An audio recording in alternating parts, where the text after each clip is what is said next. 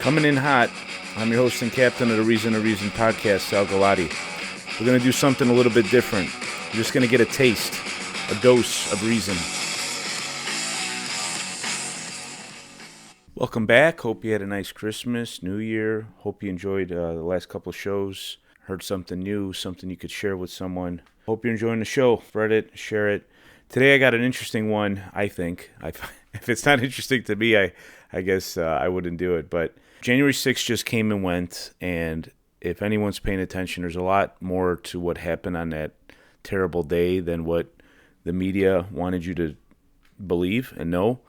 And to myself, I mean, none of it was really a surprise. Very suspicious from the get-go. I never really seen a Trump rally erupt into violence. That was something more I got to see happening to our cities with rioting and violence with Antifa. And that's kind of what it seemed like that day. You talk to people that were deplatformed on that day. A lot of them were saying, hey, it was peaceful. Then, they were starting to get harassed by Capitol Police. There's plainclothes FBI. Just very bizarre things going on there.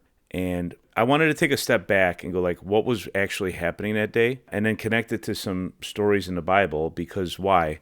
Ultimately, it is my contention the world is divided into two groups of people. It's not race, it's not gender, it's not sexual preference.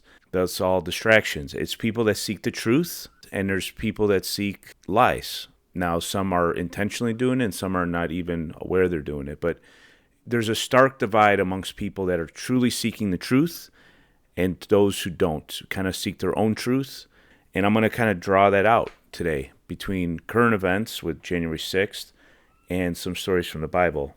So let's go back on what was going on that day. The lost detail, and really if you want to know what's going on, whatever the media was hammering down your throat, maybe that's not what I should focus on. All that was going to go on January 6th was what happened many times, is the votes were going to be certified. And there is a process to do it. The law, it's called the Electoral Count Act of 1887. And it specifies how this process goes down and what to do if there's discrepancy. Now, what's funny is many things that the media was telling us weren't possible. Turns out they were possible. And the reason why we know is because in 2022, they slipped in Electoral Count Act reform in one of the bills, that kind of changed some of the things that they said couldn't be done. Mainly that the vice president could send back the electors to their state if there was a discrepancy. And so, okay, what does all that mean? What was reported is that Trump wanted Vice President Pence to invalidate the election so he could keep power like a tyrant. That's not what the request was. The request was, hey, there's certain states, major swing states, that seem to have discrepancies with some of their certification of the ballots, because there were all these mail-in ballots and all these election law changes that were later shown to be unconstitutional. And we want to just take another look at it.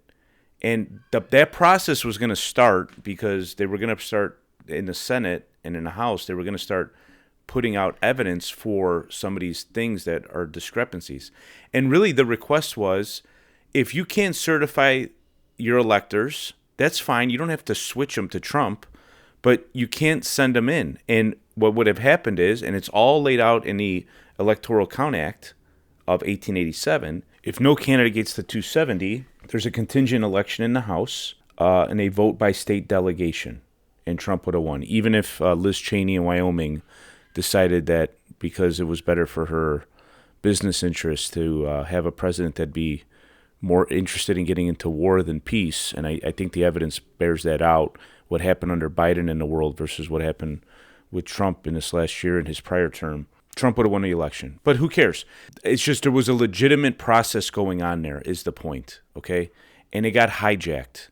And it's evident, and the evidence is coming out. And it got hijacked in a manner that it made him so toxic, Trump that is, in this whole situation, that no one had the courage to continue on and go through the evidence like they had originally planned. They just immediately went to certify. It was a perfect plan. They couldn't deal with the evidence, so they just made the whole situation toxic with this terrible event that they instigated. I'm going to play a clip from Senator Tuberville. This isn't a wingnut. He's a senator, and he's got access to the information. And I would hope that eventually this information makes it out why because people need to hear it in the mainstream. Why is it that a guy like me, I got to play this for you, and you've never heard? I guarantee you never heard this information coming out from one of our senators. One of the first things I heard from my Democratic colleagues after we returned to the floor that same night, after being taken and hidden out for a few hours, was this was the worst disaster and was even worse than Pearl Harbor.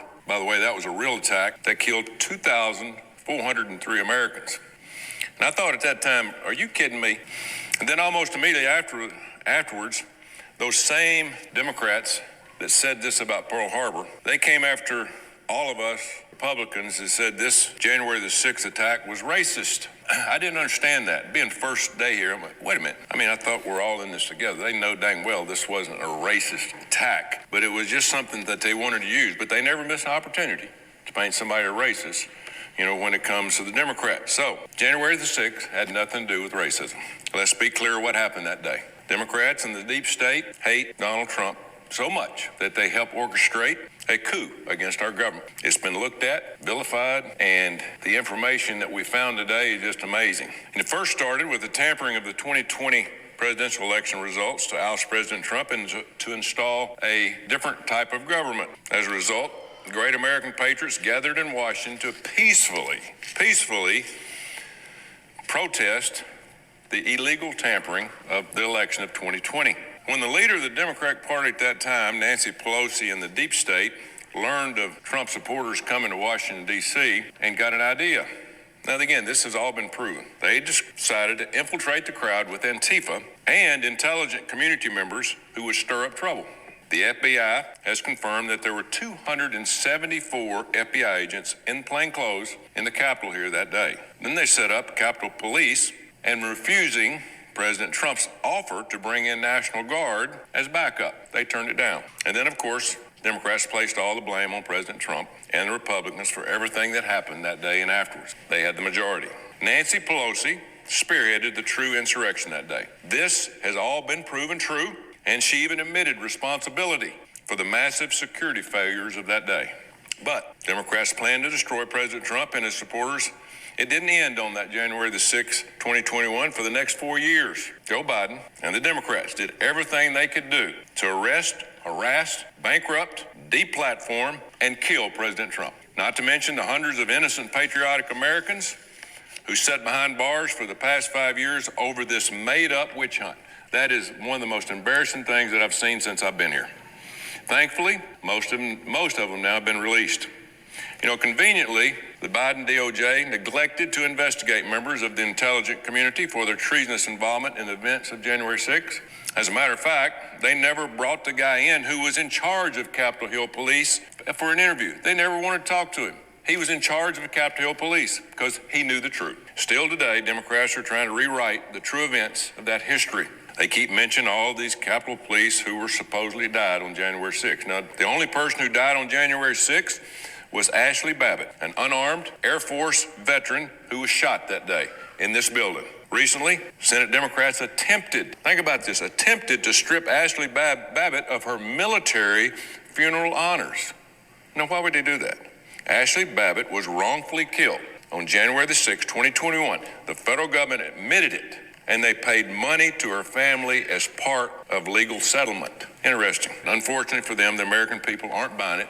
We talk a lot about education on this show, and I wanted to introduce you to a homeschool co-op option called Classical Consortium Academy. They have a campus out in Barrington going K through 12. They got a campus in Glenview going K through 8 with hopes of having high school soon. But it's the best of both worlds. You have in-class instruction twice a week, and the rest is at home. The curriculum is amazing. Learning the classics, learning Latin, learning logic and reason. Go figure. So if you're interested, check out classicalconsortiumacademy.org for more information, and I trust you'll be impressed. So a lot there, stuff's coming out. And look, I'm going to make a comparison, but Trump is no Messiah. Trump is no Jesus. Trump is a very flawed character. But what I want you to see is the people that are trying to convince you he is certain things when there's no evidence he's those things. So that he's racist, that he's a warmonger, that he's going to ruin the economy, that he's whatever. They're trying to associate him with Epstein. Really, what we're going to draw out here is the expert class, the elite, the people that get a media platform to spread lies, and then people with common sense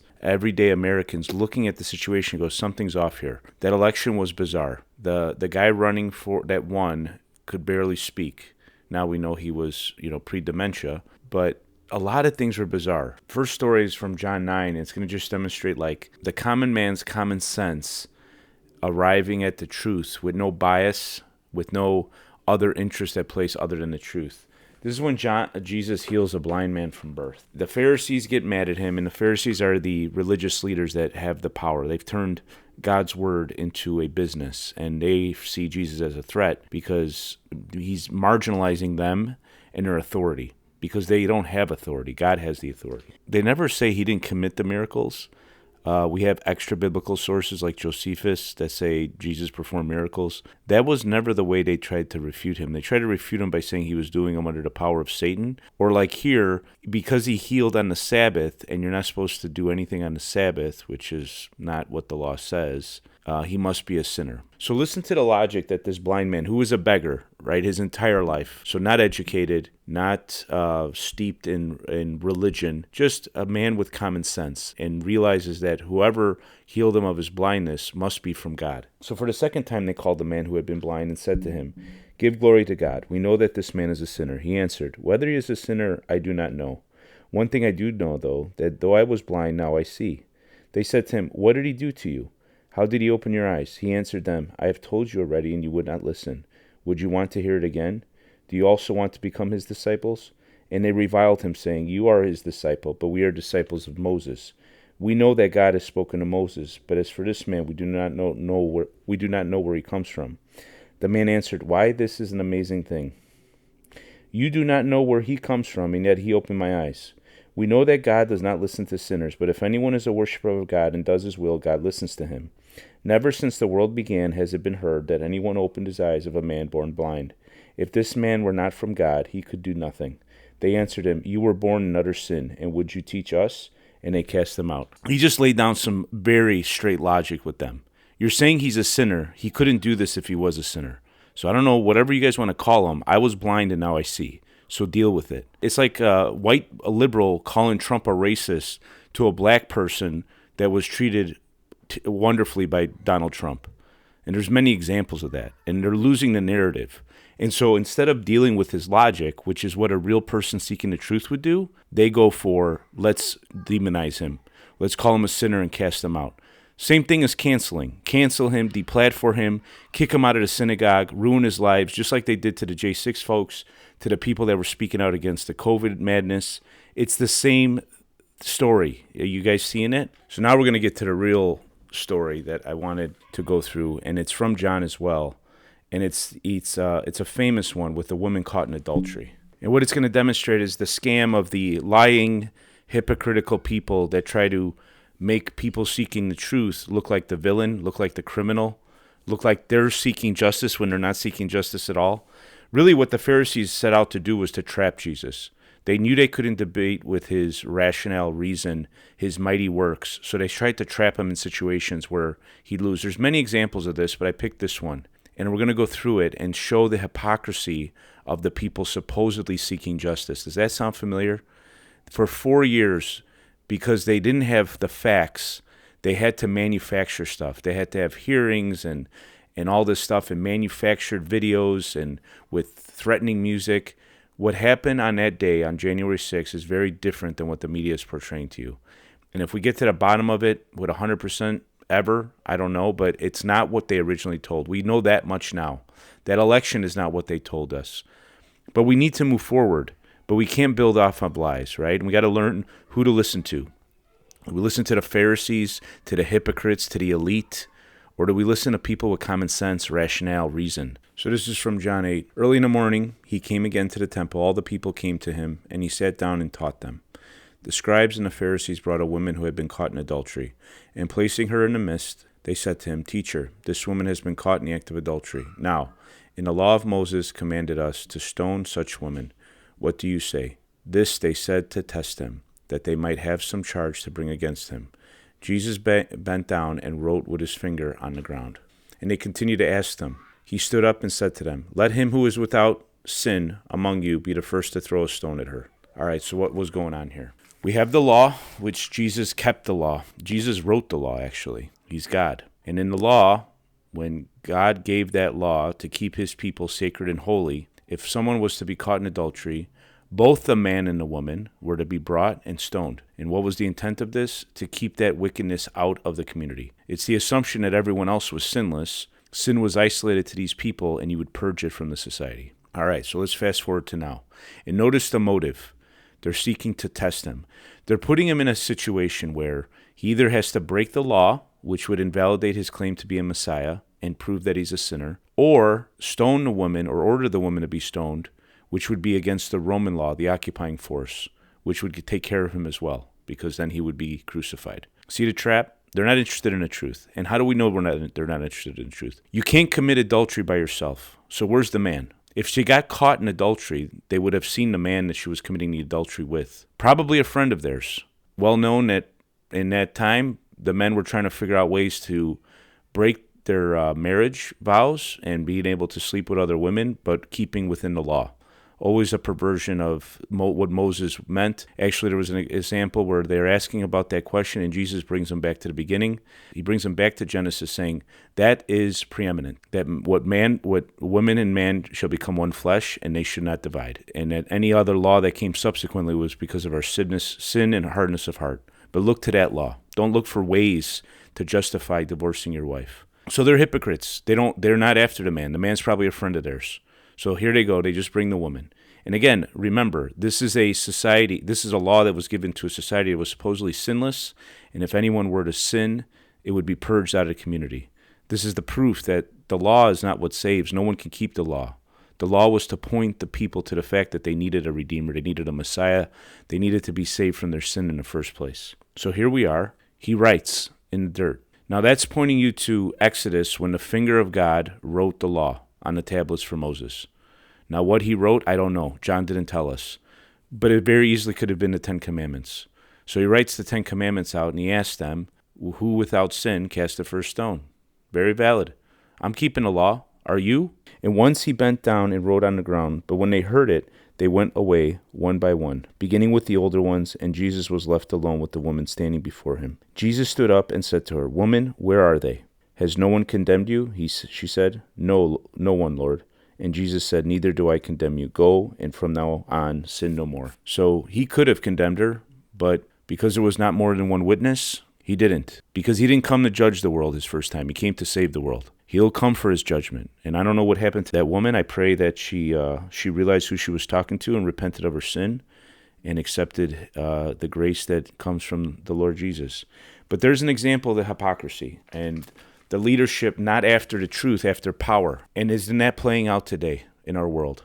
So as we look at January 6th and all the other lies and perversions that have gone through, I've done other episodes like fork-tongued liars, perverters of speech, mafia, and politics. And there's just a common theme I see. And I mean, a lot of my episodes deal with it because it's a very evident thing. You cannot serve two masters because you'll love one and hate the other. And about that, he was talking about money. Money, power, self-interest. If that is your God, you will do wicked things. And you won't seek the truth. So, as you navigate the world and see different people, don't look at them by race and sex and any other thing. Look at it between the people that are seeking the truth and the people who seek lies. Peace. Sing it! Thanks for joining us for another episode. I hope I got you thinking and out of your comfort zone. Believe me, the biggest fear your government has is a population that is thinking and talking to one another. So get out there, take a risk, start a conversation, make a friend, and reason with each other. Share the show with someone who you think needs to hear it. I wish you peace and love.